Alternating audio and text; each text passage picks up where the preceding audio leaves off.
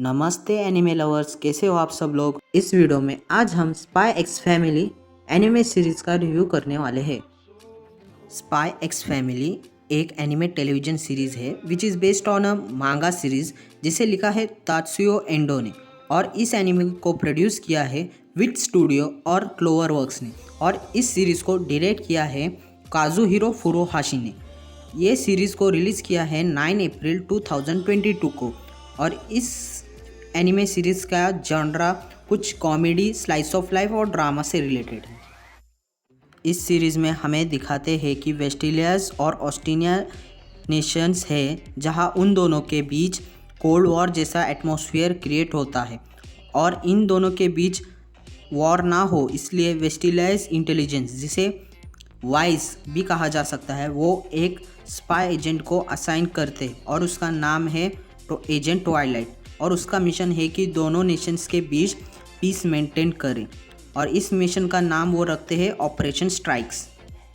इसलिए हमारे agent Twilight को नकली फैमिली बनानी है ऑस्ट्रेलिया नेशन में, ताकि वो क्लोज आ जाए डॉनवन डेस्मोंड के, जो लीडर है ऑस्ट्रेलिया नेशनल यूनिट पार्टी के, और उनसे मिलने के लिए एजेंट ट्वाइलाइट को अपनी नकली चाइल्ड को ईडन एकेडमी में एडमिशन करवा देना है, जिससे कि वो डॉनवन डेस्मोंड को सेफली अप्रोच कर सके। इसलिए एजेंट ट्वाइलाइट अपनी नई आइडेंटिटी बनाते हैं और वो अपना नाम रखते हैं लोएडो फॉजर।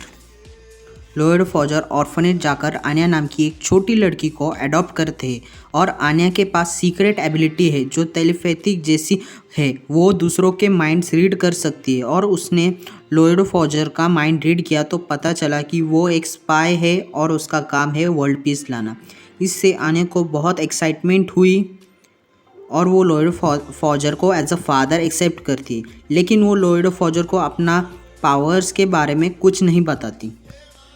इस सीरीज़ में सारा फोकस सिर्फ लोएडो फॉजर, आन्या और बाकी के 2-3 कैरेक्टर्स के हैं, क्योंकि लोएडो फॉजर को वो सीक्रेटली हेल्प करते हैं मिशन कंप्लीट करने में, और स्पेशली आन्या जो अपने माइंड रीडिंग पावर से लोएडो फॉजर को हेल्प करती है। तो ईडन एकेडमी में एडमिशन लेने से पहले आन्या को एडमिशन एग्ज़ाम देनी होती है, जिसमें वो पास हो जाती है। पास होने के बाद दोनों को इन्फॉर्म किया जाता है कि उन्हें फॉर्मल इंटरव्यू देना है, जिसमें both students and parents at the same time उनका इंटरव्यू लिया जाएगा। तो इसलिए लोएडो फॉजर अब एक फेक वाइफ ढूंढते हैं जिससे उसके ऊपर कोई शक ना करे इंटरव्यू में। यहाँ पर नए कैरेक्टर की एंट्री होती है जिसका नाम है योरू ब्रायर, जो कि एक क्लर्क है बर्लिन सिटी हॉल में, पर वो एक सीक्रेट असैसन का भी जॉब करती है।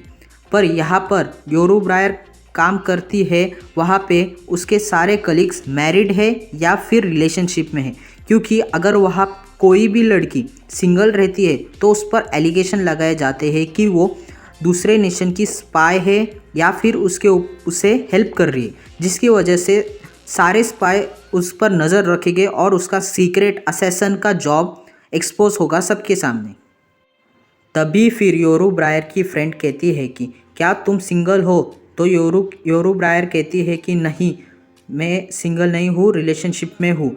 तो उसकी फ्रेंड कहती है कि मैंने पार्टी ऑर्गेनाइज की है तो मैं तुम्हें और तुम्हारे पार्टनर को इनवाइट करती हूँ। तो यहाँ पर योरू ब्रायर फंस जाती है क्योंकि उसने झूठ कहा है कि वो रिलेशनशिप में है। एक दिन टेलर शॉप में लोएडो फॉजर और योरू ब्रायर एक दूसरे के आमने सामने आते हैं, और आन्या भी वहाँ रहती है।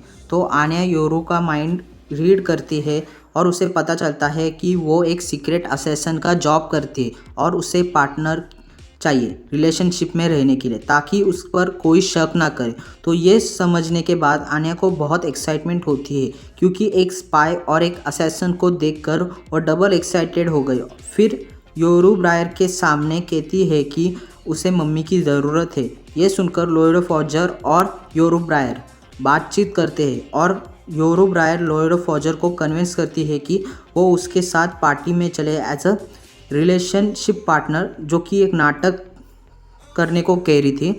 और आफ्टर समटाइम्स लोएडो agrees that he will come.